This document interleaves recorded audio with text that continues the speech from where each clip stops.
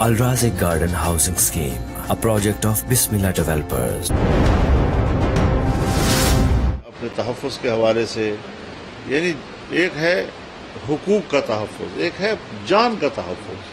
ان کو اس وقت جان کی تحفظ کی پڑی ہوئی ہے، تو ان کو جان کا تحفظ بھی چاہیے اور ان کو حقوق کا تحفظ بھی چاہیے.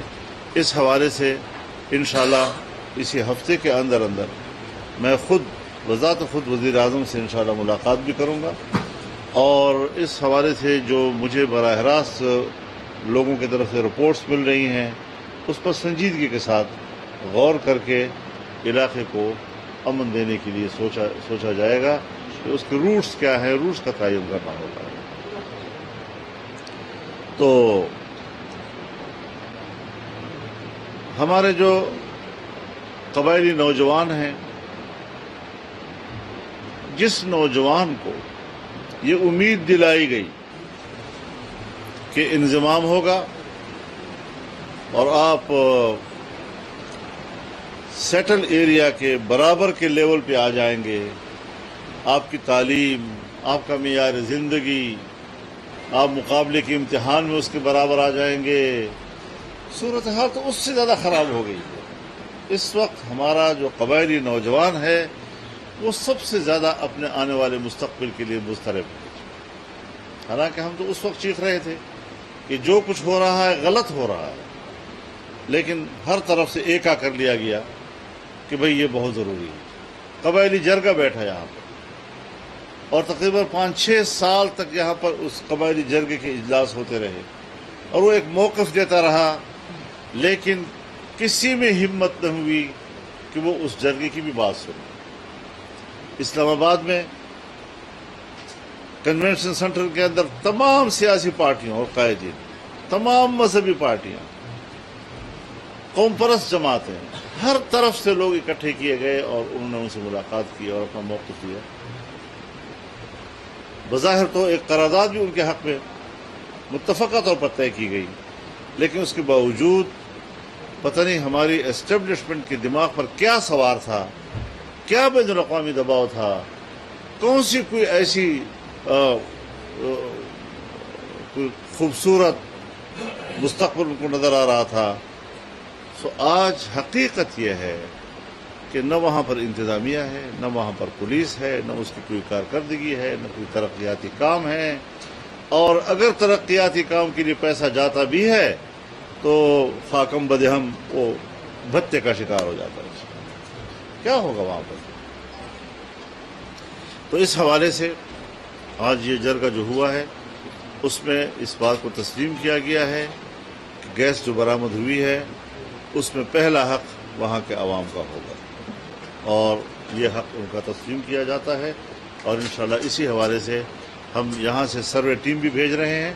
اس سروے ٹیم کے اندر یہاں کے علاقے کے جو قبائلی زعماء ہیں ان کی نمائندے بھی 2-3 ہوں گے، تاکہ ان کی موجودگی میں سروے کیا جائے، اس کی پوری رپورٹ محکمے کو دی جائے، پھر گورنمنٹ کو دی جائے، اور اس کے بعد معاملات جو ہیں وہ اس پر کام شروع کر دیا جائے.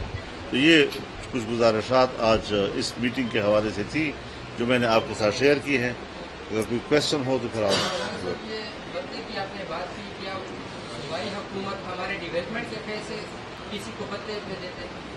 جی ہاں، اس طرح بھی شکایتیں ہیں.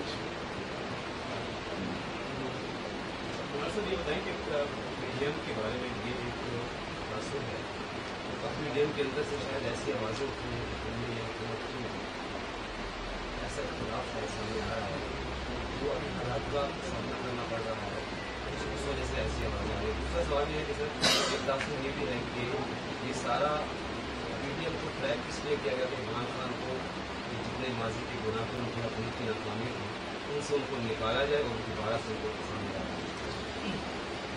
دیکھیے، یہ پاکستان کا ایک اوپن پولیٹیکل ایریا ہے. یہاں پر سب کچھ کہا جاتا ہے اور کہا جا سکتا ہے، کہنے دیا جائے، کوئی پابندی تو نہیں ہے. سوشل میڈیا ہے. جی جہاں تک آپ کے سوال کا پہلا حصہ ہے کہ پی ڈی ایم کے اندر سے اس قسم کی باتیں آ رہی ہیں، میرے خیال میں اس کو ہمیں ذرا تھوڑا سا سمجھ لینا چاہیے. آپ جو سوال کر رہے ہیں یہ شاید کل بھی کسی صحافی نے یہاں کیا تھا، بلکہ پرسوں شاید یہاں پر۔ دیکھیے، میں نے کہا کہ جب سے حکومت بنی ہے یہ پی ڈی ایم کا پہلا اجلاس تھا، تو ظاہر ہے کہ ایک رائے تھی حکومت میں آنے سے پہلے، سو ہماری رائے بھی واضح تھی کہ پارلیمنٹ کے اندر سے یا اسمبلیوں کے اندر سے تبدیلیاں نہ لائی جائیں، تحریک کے ذریعے اپنا عوامی پریشر بڑھایا جائے، اسمبلی کے اندر سے اپنی قوت باہر لا کر اور نئے انتخابات کے لیے حالات کا دباؤ بڑھایا جائے۔ یہ ایک رائے تھی، ہماری بھی رائے تھی۔ اسی رائے کا ذکر 4 مہینے کے بعد جب پہلا اجلاس ہوا تو اس ابتدائی رائے کا تذکرہ میاں نواز شریف صاحب نے کر دیا۔ وہ کرنا کیا ہوا کہ آپ لوگوں نے نقد اڑا دیا اس بات کو کہ اس میں تو اختلاف، کوئی اختلاف کی بات نہیں۔ بات یہ ہے کہ جب آخری فیصلہ ہو رہا تھا، جو میں اناؤنس کر رہا تھا، تو اس آخری الفاظ کو طے کرنے میں میاں نواز شریف صاحب زوم پر موجود تھے، اور ان کی اتفاق رائے سے وہ بیان تیار ہوا اور اس بیان کو ہم نے پبلک کے سامنے رکھا۔ تو اس میں کیا تھا؟ اس میں تو یہی تھا کہ حکومت ٹائم پورا کرے گی، الیکشن اپنے وقت پر ہوں گے۔ جو ایک چیز ایک دفعہ طے ہو جاتی ہے، اب کسی کی ایک رائے اگر ایک وقت ہے تو اس نے دوستوں کے لیے چھوڑ دی نا، تو مشورے کا تو یہ برکت ہوتی ہے نا کہ آپ کی ایک رائے ہے، آپ نے دیانتدارانہ طور پر وہ رائے پیش کر دی۔ اگر دوستوں نے اس سے اتفاق نہیں کیا تو پھر جو اکثریت کی رائے ہوتی ہے وہ قبول کی جاتی ہے۔ تو اس قسم کی چیزوں کو اختلاف کا نام دینا، اس قسم کی چیزوں کو یہ کہہ دینا کہ یہ تو ٹریپ ہو گئے ہیں، اس قسم کی چیزوں کو یہ کہہ دینا کہ جی وہ تو اس کا بیانیہ چونکہ تباہ ہو چکا تھا، دوبارہ اس کے بیانیے کو زندہ کرنا، بابا یہ جو کچھ ہماری حکومت ہو رہا ہے یہ بھی اسی کے بیانیے کا نتیجہ ہے۔ کچھ تھوڑا سا ذرا اپنے عقل سے بھی کام لینا چاہیے۔ جس دلدل میں اس نے ہمیں پھنسایا ہے اس سے نکلنا آسان کام نہیں ہے۔ ایسے معاہدے کیے ہیں، میں آپ کو پی ٹی آئی کے لوگوں کے اور ذمہ دار لوگوں کے وہ انٹرویو دکھا سکتا ہوں، وہ تقریر دکھا سکتا ہوں کہ ہم نے تو ملک کو بیچ دیا ہے، ہم نے تو آئی ایم ایف کو اپنا ملک جو ہے وہ گروی رکھ کے دے دیا ہے، انگوٹھے لگا لیے ہم سے۔ یہ ساری باتیں ان کی ہیں اور ان کے آخری دنوں کی ہیں، اور میں یہ کہتا ہوں یہ ان کی باتیں ہیں۔ میں یہ کہتا ہوں کہ اگر اس وقت ان سے حکومت نہ لی جاتی تو آج آپ کا ملک ٹکڑے ٹکڑے ہو جاتا۔ منصوبہ اس پہ چل رہا تھا۔ معاشی لحاظ سے آپ کی معیشت کے لیے ہم ایک نئی بنیادیں تلاش کر رہے تھے، پلرز تلاش کر رہے تھے کہ ہماری معیشت کے پلرز کیا ہونے چاہیے۔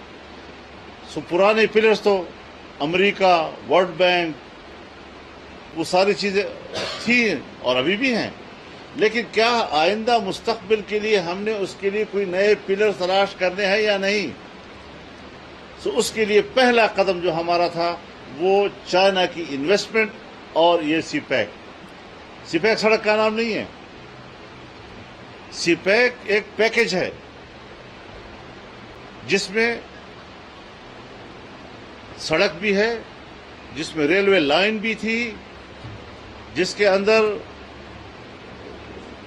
پاور سیکٹر میں بڑھوتری، بجلی کی پیداوار میں اضافہ۔ پھر ظاہر ہے جب بجلی کی پیداوار میں اضافہ ہوگا اور یہاں صوبہ خیبر پختونخوا میں آپ کی جو ٹرانسمیشن لائن ہے، اس ٹرانسمیشن لائن میں صرف 1700 میگا واٹ بجلی اٹھانے کی طاقت ہے۔ تو اگر آپ کو نئے صنعتی علاقے قائم کرنے ہیں اور اس کے ساتھ